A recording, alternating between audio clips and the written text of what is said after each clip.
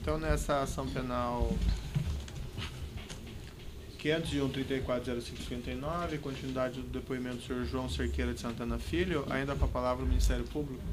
Então, senhor João Santana, eu gostaria de saber, nas outras campanhas que o senhor fez para o Partido dos Trabalhadores, o senhor teve contato, recebeu doação do senhor Zivi Skornik, ele pagou outras dívidas? Não.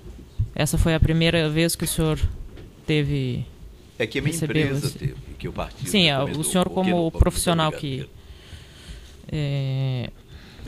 E também não sou estranho para o senhor que a pessoa viesse fazer a doação, mas de repente a doação que seria em tese para as FELS, que é PEUFELS, veio de uma empresa chamada Dipsy para sua empresa, para sua conta também no exterior, para um contrato cuja prestação de serviço não ocorreu.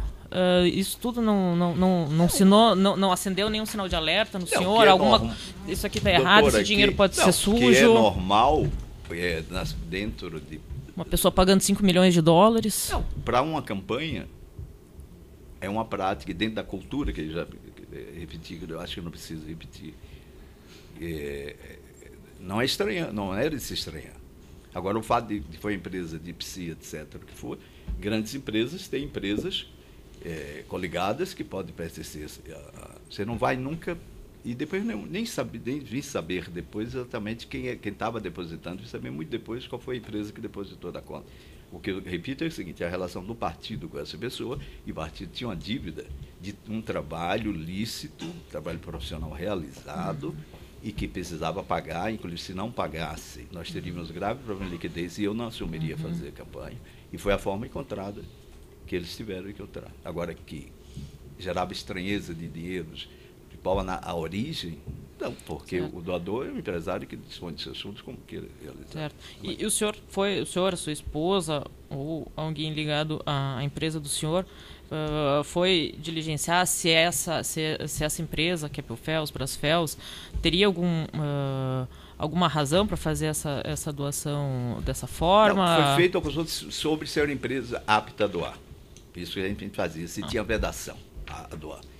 Isso foi feito e não há. Mas tinha alguma proibição de ela fazer alguma doação lícita em tempos de campanha, normal? Nesse momento, haveria inclusive um problema aí de natureza de cronograma, que tem que se considerar, porque nesse período ele não poderia doar, porque não existia. Não. Ele foi doador da campanha de 2010? Não sei. Isso aí... O senhor também não pesquisou se teria sido doador da campanha? Na verdade, poderia ser Mônica. Eu pergunto o senhor. Mas eu posso responder. O senhor tem conhecimento? Eu sei que eu não tinha conhecimento disso. Mas imagino que não tenha sido. Eu não sei. E, pelo menos que chegou ao nosso conhecimento. E, na verdade, nós nunca examinamos a lista de doadores oficiais ou não oficiais, nenhuma campanha, nenhum cliente nosso. Naquilo que dizia respeito ao nosso contrato, a gente cobrava pelos nossos serviços. E ele oferecia alternativas. Oferecia o caminho de pagamento. Muitas vezes há recusas, mas nesse caso não, pela própria premência e própria coisa. Mas isso que eu falo, o detalhe técnico, o detalhe do encaminhamento, a minudência do fato, eu não acompanho. Tá certo, então. Obrigado. Sem mais perguntas. Você de acusação, tem perguntas? Sim, perguntas. As defesas de Luiz Skornik, defesa de Pedro Barusco, sim, defesa de Renato Duque, defesa de Mônica Moura. Sem perguntas. Sim. Defesa de João Santana. Não, desculpe, doutor. Defesa de João Vacari. Sem perguntas. Defesa de João Ferraz. Sem perguntas. De Eduardo Musa. Sem perguntas. De Mônica Moura não tem perguntas? Então, sim, doutor. O senhor estava falando, João,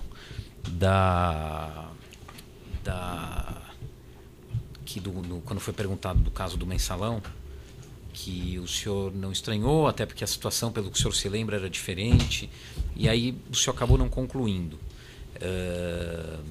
O fato de ser uma empresa estrangeira e o pagamento está sendo feito diretamente no exterior, transmitiu um sentimento maior de que não pudesse ter uma relação com algo no Brasil?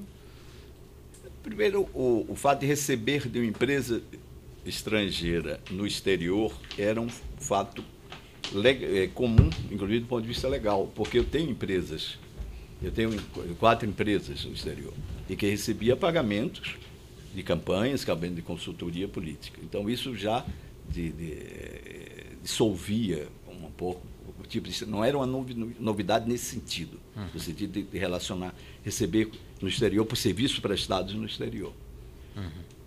Então, nesse aspecto, essa é a razão principal de não ter nenhum... Agora, não era qual foi o final da pergunta? Não, se o fato de ser uma empresa estrangeira pagando diretamente lá fora trazia um conforto razoável de que não pudesse ter alguma relação com negócios praticados no Brasil. Sim, mas muito mais. Ainda mais negócios de qualquer natureza exclusiva, porque a empresa multinacional que tem interesse de investir em diversos mercados, ela tem empresas que pode pagar, inclusive, quando fazem isso empresas americanas, fazem isso empresas de vários países.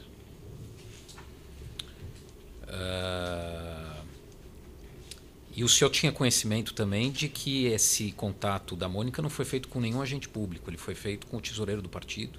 Exatamente. Nunca nos relacionamos com esse tipo de contato com nenhum agente público. Nunca, absolutamente. E todos os agentes públicos, inclusive, foram citados e tornaram públicos no sentido da informação.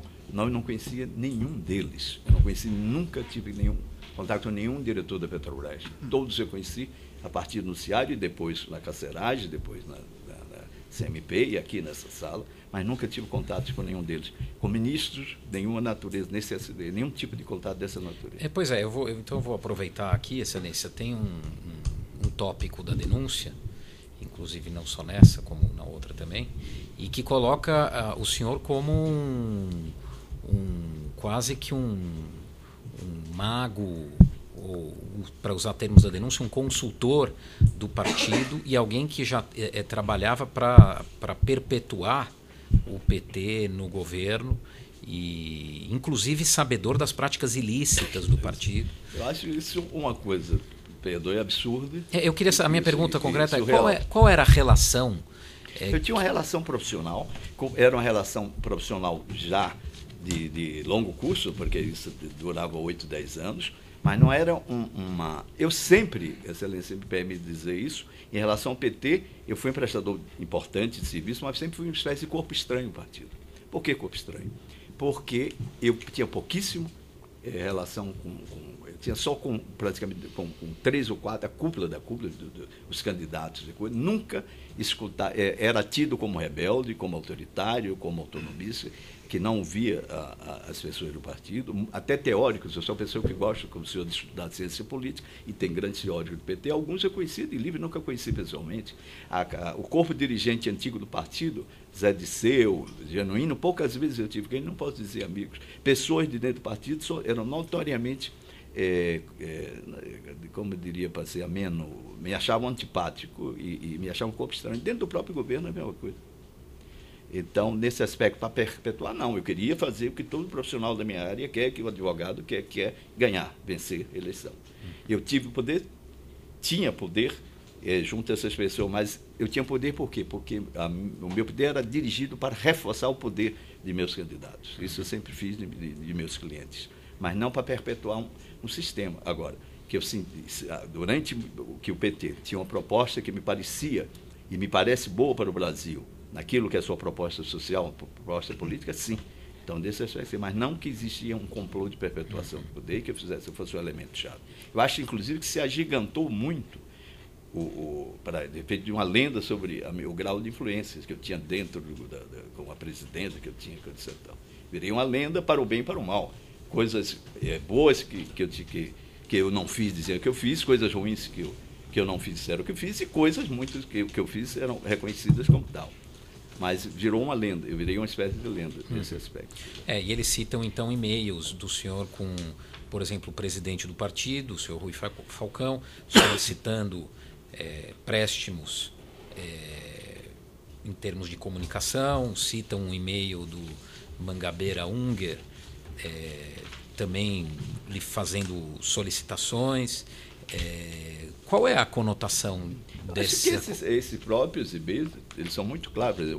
Dizer que eu tinha uma relação constante, íntima e de perpetuação, um vínculo permanente com o PT, aquele próprio e-mail do Rui Falcão é testemunha disso, o que ele me pede e o que eu respondo. Ele me pede fazer um programa, que eu não posso fazer, que ele me pediu de cima da hora.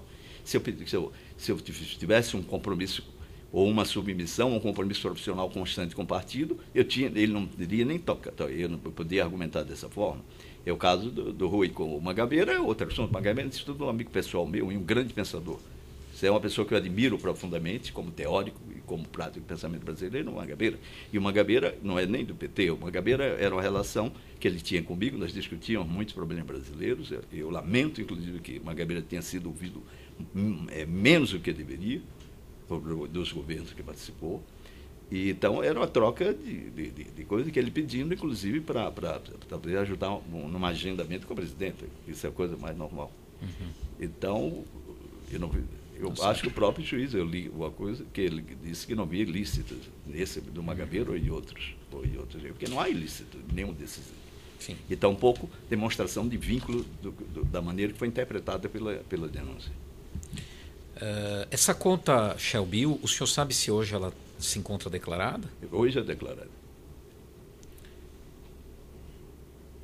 A maior parte dos valores que ela recebeu são de campanhas no exterior, realmente? A maior parte é realmente de produto de campanha no exterior. O senhor alguma vez usou essa conta para fazer, ou sabe se a Mônica usou para fazer pagamentos a outras pessoas vinculadas ao partido? Não, nunca. E jamais. Alguma vez lhe pediram? Não, aliás, é o seguinte, se tiver eu nunca fiz nenhum tipo de favorecimento a nenhum cliente meu, mesmo até em países que são conhecidos ou citados como que ninguém trabalha sem pagar propina. Minha empresa nunca pagou propina a ninguém. Porque isso sim é uma regra de ouro que eu não abria mão, pela nossa, até como autoestima profissional. Quem faz isso é porque não tem autoestima profissional, é porque não confia no seu talento, é porque tem que compensar deficiências profissionais a partir de remuneração e dinheiro. Sim. Um dos motivos que o levou à prisão, preventiva principalmente, foi a descoberta pela Polícia Federal de que no dia da operação foi encerrada uma conta de Dropbox cadastrada no seu nome. Eu queria te perguntar, como é que você ficou sabendo deste fato, não da prisão, Sim. mas de que esta conta de Dropbox... e indignação. Inclusive, eu tive, no segundo depoimento da Polícia Federal, eu esclareci isso, foi o único tema que eu respondia. Primeiro causou surpresa, eu não sabia. Não era conta vinculada ao meu nome, era uma conta que um colaborador meu tinha, que era um diretor criativo comigo, que nós trocávamos, várias pessoas da empresa acompanhavam meramente assuntos estratégicos e criativos, envolvendo vários clientes. Então, imagine que ele, por excesso de cautela, o que foi, sem me comunicar, no dia, inclusive, já da operação concluída, apagou essa conta, e que depois eu acho que ele respondeu, o juiz peticionou, a própria advogada dele esclareceu, e nós abrimos e autorizamos o Dropbox a fornecer todos os dados ao juiz. Se houvesse, se algum documento que existisse ali tivesse sido apagado, deixaria rastro. Não existia o que apagar. O que existia, sim, é troca de informação com presidentes, campanhas presidenciais passadas ou em curso, segredos estratégicos que uma empresa como a minha tem que preservar acima de tudo. E um outro ponto também que é mencionado na denúncia, João, é de que um dos indícios de que você sabia da origem ilícita e de que isso tinha envolvimento com corrupção é o fato de você ter contratado uma assessoria de imprensa. Eu queria te perguntar por que você contratou uma assessoria de imprensa. Eu acho também que isso é uma argumentação um pouco surreal, porque primeiro, contratar uma assessoria de imprensa não é do outro mundo. Segundo, eu fui jornalista, e todos os jornalistas sabem, sempre não gostei da entrevista, depois que eu não gostei de virar fonte. Isso me deixava extremamente desconfortável, não me dava prazer, até por não necessidade de aparecer como se diz. Segundo, até a imprensa se acostumou, deixou de me procurar durante muito tempo. Mas quando houve uma primeira denúncia de um fato ligado a Angola, de uma repatriação plenamente cristalina, legal, absoluta, que nós fizemos, e a Polícia Federal. E começou a investigar, e a Folha de São Paulo fez uma ampla matéria, etc. Tal. A imprensa começou a procurar muito, eu contratei para que responder, para atender, até porque eu estava fora do Brasil. Foi um ano que eu passei praticamente fora do Brasil, com campanhas na Argentina e depois início de pré-campanha na Dominicana. Esse absolutamente é o motivo. Em que momento o senhor passou a saber que o senhor Tzvi era um sujeito envolvido no chamado Petrolão e possivelmente com envolvimento com corrupção? Eu vi saber pela imprensa. Eu vi saber, inclusive, exatamente quando um repórter da Veja me ligou, isso já no final do ano, não sei, a matéria saiu, dizendo que havia sido encontrado um papel com aquele bilhete de Mônica para ele. Foi aí que eu vi saber que ele tinha quem era, e não conseguia nem registrar o nome, até hoje ficou mais fácil agora pela convivência da carcerária. E segundo, que saiu a matéria. Então, eu vi saber quem era e que tipo de denúncia era feita. Ou suspeita que tem. Tá certo. Estou satisfeito. Algumas indagações adicionais do juízo. Esse acerto que houve entre a senhora Mônica e o senhor Zui, em qual montante? Eu acho que era coisa em torno de 4,5 milhões de dólares, não sei, era que correspondia 10 milhões de reais da dívida que eu me referi. E me perdoe se eu tiver algum detalhe mínimo que não precisam por causa da minha memória. O senhor se recorda se tudo foi pago? Dessa dívida? Isso. Pelo Zui. Eu acho que sim, mas não sei exatamente. Eu sei que foram feitos vários pagamentos. Isso eu soube li depois, inclusive vi na própria. Consta que ele não fez o último pagamento, o senhor sabia disso? Eu acho que eu vi qualquer referência, mas não sei desse detalhe, sinceramente não sei. E vários outros detalhes, não é por qualquer tipo de comodismo ou charme, o que for, é porque realmente não... Eu mesmo passando o que estou passando, eu ainda não consigo Quando saíram essas ter atenção para o assunto. Essa referência ao Zui, qual que foi? Foi feita alguma nota, algum comunicado público? Não, eu acho que decidiu-se não explicar, não responder, acho que até para recomendação do próprio advogado. Não houve, o que houve para mim foi uma surpresa, exatamente a coisa. E o que só me incomoda um pouquinho, senhor João Santana, essa naturalidade em relação aí ao Caixa 2, e fica essa situação que era uma prática de mercado, né? Mas assim, por exemplo, aqui também vieram vários empresários e falaram para mim que pagavam propina para os empresários, para os dirigentes da Petrobras por uma prática de mercado, e aí os dirigentes da Petrobras vêm para mim também e dizem que recebem porque era uma prática de mercado. Como é que fica essa situação, por exemplo? Sim. O senhor imagina que tem um futuro e ainda é uma prática normal? Não. Em primeiro lugar, isso é triste que isso ocorra. É trágico, eu me sinto envolvido dessa maneira. Isso contrariava muito e me deixava inquieto, desconfortável. E não preciso repetir o que eu já argumentei com o senhor. Agora, é muito bom que uma crise gerada, ou que uma circunstância como essa que a gente está vivendo hoje, sirva para dissipar uma série de coisas, e eu digo, e repetimos na expressão, rasgar um véu de hipocrisia que não se pode conviver com esse tipo de prática. É infinito. Eu acho que era um momento, aliás, está sendo um momento. Mas já não tinha havido um alerta nesse sentido na época do mensalão? Acho que de dimensão mais localizada e com circunstâncias diversas. Não, eu acho que o mensalão não envolvia aquilo que hoje fala-se em relação ao uso de empresas estatais da maneira que foi, na dimensão que parece ser.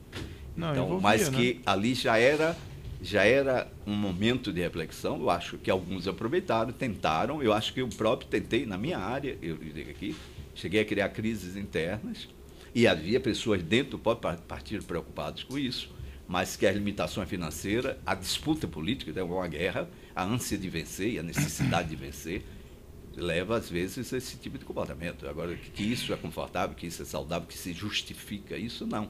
Isso não adianta. Pelo que eu entendi, então, esses valores, por exemplo, pagos pelo senhor Zui, não foram os únicos que foram recebidos pelo senhor como Caixa 2 dessas campanhas? Essas campanhas se referem... Essas campanhas que o senhor participa. Eu queria incluir... nós teremos oportunidade de tratar isso em outro processo, mas eu já está subentendido que era uma prática realmente que existia de Caixa 2. Não só conosco, como todos. Parece que sempre, como se estivesse escudando numa defesa, isso que o senhor falou, com ironia e com acidez crítica, é verdade, mas é a prática real. Entendeu? Isso termina gerando um comportamento que vai se repetindo, e mesmo os que lutam contra isso terminam sendo derrotados dentro disso. Que há erro, Certo. mas o erro está restrito, querido. O senhor gostaria de dizer mais alguma coisa ao final do seu depoimento? Se permite, Excelência, eu gostaria rapidamente de talvez concluir isso. Sim. Então, é o seguinte, nos últimos meses eu vi destruídos um trabalho, uma imagem que eu construí com muito esforço por mais de 20 anos. Eu entendo o que isso aconteceu.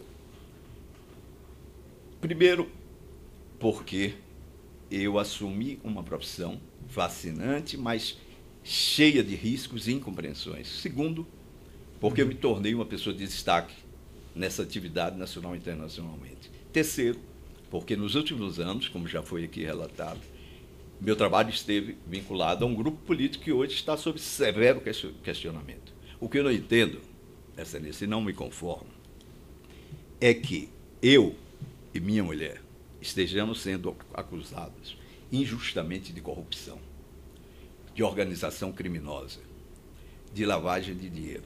A gente cometeu, e mais do que isso, tratados como criminosos perigosos pela sociedade, servindo involuntariamente para pessoas que sempre tentaram utilizar o marketing político, o marketing eleitoral, como o gestor de tranças obscuras e antiéticas. Eu não sei se eu entendi essa última parte. Não. Existe um pensamento crítico, que eu falo das incompreensões que eu me referi em relação ao marketing político, não estou me referindo ao senhor a esse juízo, de que o marketing político é uma atividade com coisas obscuras, com coisas maléficas, com coisas antiéticas. Não.